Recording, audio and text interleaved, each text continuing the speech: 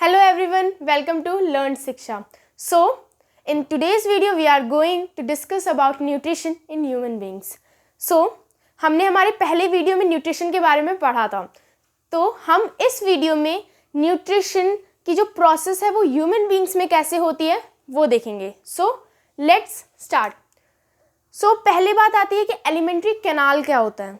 Elementary canal is a long tube from mouth to anus. Mouth से anus तक एक long tube है, उसे कहते हैं एलिमेंट्री कैनाल.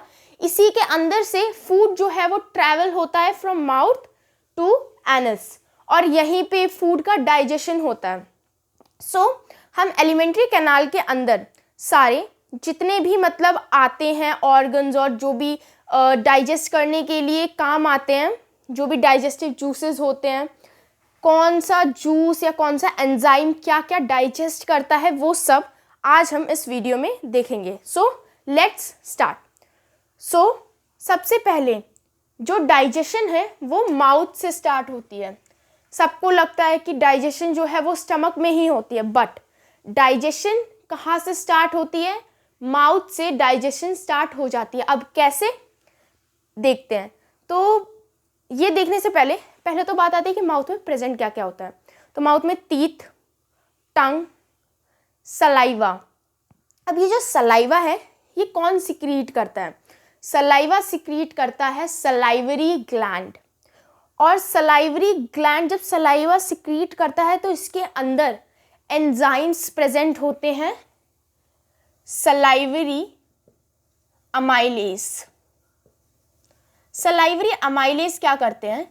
ये स्टार्च जो कि कॉम्प्लेक्स शुगर है उसे सिंपल शुगर में कन्वर्ट करते हैं.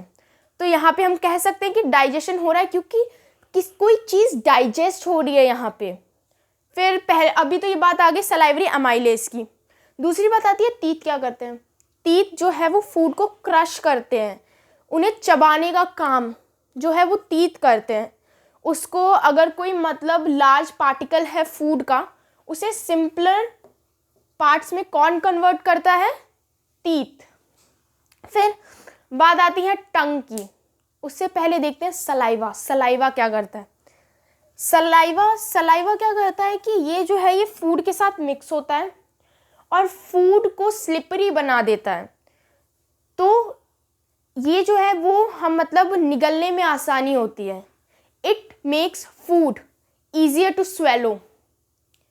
फूड को निगलने में आसान कर देता है सलाइवा, उसको स्लिपरी बना के उसके साथ मिक्स होकर. अब ये जो मिक्सिंग का काम है वो कौन करता है? वो करती है टंग.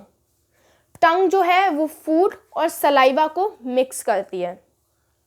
सो उसके बाद जो फूड है, food travels from mouth to stomach through oesophagus या फिर इसे फूड पाइप भी कहते हैं. सो इस ईसोफेगस में कैसे ट्रैवल करता है फूड, व्हाट प्रोसेस और what type of movement happen in our oesophagus while the food is traveling from mouth to stomach. So oesophagus ये जो फूड पाइप है, ये जो लॉन्ग ट्यूब है, यहाँ पे कॉन्ट्रैक्शन रिलैक्शन कॉन्ट्रैक्शन रिलैक्शन ये जो है ना ये चलता रहता है जब फूड यहाँ से नीचे जाता है. सो इस मूवमेंट को, ये जो कॉन्ट्रैक्ट किया रिलैक्स किया, कॉन्ट्रैक्ट किया रिलैक्स किया, इस मूवमेंट को कहते हैं पेरिस्टाल्टिक मूवमेंट, जो कि होता है जब फूड जो है वो हमारी ईसोफेगस में होता है. फिर ये जो फूड है ये एंटर करता है स्टमक में. Let's see the magnified image of stomach. इस स्टमक में क्या होता है? इस स्टमक में गैस्ट्रिक ग्लैंड्स प्रेजेंट होते हैं. गैस्ट्रिक ग्लैंड्स यहाँ ये जो लाइनिंग है यहाँ पे गैस्ट्रिक ग्लैंड्स प्रेजेंट होते हैं. अब ये जो गैस्ट्रिक ग्लैंड्स हैं, गैस्ट्रिक ग्लैंड्स का क्या फंक्शन होता है? गैस्ट्रिक ग्लैंड 3 चीज़ें रिलीज करते हैं. First pepsin, second HCl, third mucus. So HCl से तो सब फैमिलियर है। पहले देखते हैं पेप्सिन। पेप्सिन क्या होता है? तो पेप्सिन जो है वो प्रोटीन डाइजेस्टिव एंजाइम है, मतलब प्रोटीन को वो सिंपल फॉर्म में कन्वर्ट करता है, और प्रोटीन की सिंपल फॉर्म है अमीनो एसिड। तो प्रोटीन को अमीनो एसिड में कौन कन्वर्ट करता है? पेप्सिन। बट ये इतनी आसानी से नहीं करता। पेप्सिन जो है वो इतनी आसानी से प्रोटीन को कन्वर्ट नहीं करता है अमीनो एसिड में। इसको एक स्पेशल कंडीशन रिक्वायर्ड होती है। इसे चाहिए कि जो फूड है it should be in acidic medium, वो एसिडिफाइड होना चाहिए, वो एसिडिक मीडियम में होना चाहिए वो फूड, तभी पेप्सिन जो है वो उस पर वर्क करेगा। सो अब ये जो विश है जो पेप्सिन ने की है, इसको कौन पूरा करता है? इसको पूरा करता है HCl। हमें पता है HCl की फुल फॉर्म है हाइड्रोक्लोरिक एसिड। तो ये एक एसिड है, तो ये क्या करता है? ये फूड को एसिडिक मीडियम में कर देता है कन्वर्ट, जिससे पेप्सिन जो है वो अपना काम आराम से कर सकता है। तो HCl तो फूड को कन्वर्ट करता है एसिडिक मीडियम में, पेप्सिन क्या करता है? प्रोटीन को फिर जब कर देता है कन्वर्ट, तब पेप्सिन क्या करता है? प्रोटीन को कन्वर्ट करता है अमीनो एसिड में। फिर बात आती है म्यूकस। अब जैसा हमें पता है कि जो एसिड होता है जिसमें पानी नहीं मिला होता, मतलब डाइल्यूटेड नहीं होता है, कंसनट्रेटेड जो एसिड होता है, उस कंसनट्रेटेड एसिड को अगर किसी स्किन पे, मसल पे, मतलब किसी सॉफ्ट स्किन पे अगर डालें तो इट कॉज बर्न्स, वो जला देता है या फिर चोट, मतलब नहीं बर्न्स कर देता है, जला देता है। तो अगर एसिड रिएक्ट कर रहा है और ये तो कंसनट्रेटेड एसिड है, स्ट्रॉन्ग एसिड है, तो ये ऑब्वियस है कि हमारी स्टमक की लाइनिंग को हार्म करेगा। तो इस हार्मफुल इफेक्ट से कौन बचाता है? म्यूकस। ये म्यूकस क्या करता है? ये जो लाइनिंग है यहाँ पे सेटल डाउन हो जाता है, और ये जो HCl का हार्मफुल इफेक्ट है उससे बचाता है। अब एक दूसरी चीज़ आती है, can there be other functions of HCl other than to make food acidic? HCl का कोई और फंक्शन है फूड को एसिडिक बनाने के अलावा? है। एसिडिक बैक्टीरियाज को किल करता है। जो भी फूड के अंदर बैक्टीरियाज होते हैं उन सबको मारने का काम किसका है? HCl का। फिर ये जो फूड है जो यहाँ पे डाइजेस्ट हुआ है, जितनी चीज़ें डाइजेस्ट हो गई वो तो हो गई, फिर जो बचा हुआ फूड है वो यहाँ पर आता है। यहाँ पर ये स्मॉल इंटेस्टाइन में एंटर करने से पहले यहाँ पर क्या होता है? ये पेनक्रियास, लिवर, ये क्या करते हैं? ये कुछ एंजाइम्स, कुछ जूसेस सिक्रीट करते हैं जो डाइजेशन में हेल्प करते हैं। तो सबसे पहले लीवर का देखते हैं। लीवर क्या करता है?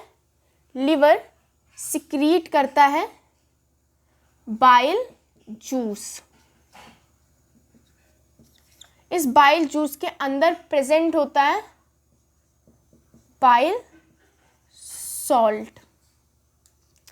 अब ये बाइल जूस क्या करता है? ये फूड को एल्कलाइन करता है। एल्कलाइन क्यों करता है? क्योंकि पेनक्रियास जो है वो कुछ जूसेस को सिक्रीट करेगा, तो पेनक्रियास के जो भी जूसेस हैं या जो एंजाइम्स हैं उन जूसेस के अंदर प्रेजेंट हैं, उन्हें चाहिए कि फूड जो है वो एल्कलाइन मीडियम में हो। तो उसको कौन पूरा करता है? उस विश को पूरा करता है ये बाइल जूस। ये बाइल जूस क्या करता है? उससे एल्कलाइन मीडियम में कन्वर्ट करता है। फिर आती है बात बाइल सॉल्ट की। बाइल सॉल्ट से पहले हम पेनक्रियाटिक एंजाइम्स के बारे में, जो भी उनकी जूसेस हैं उन्हें पढ़ते हैं, वरना बाइल जूस मतलब बाइल जो सॉल्ट है वो थोड़ा सा कंफ्यूजिंग लगेगा। तो पेनक्रियास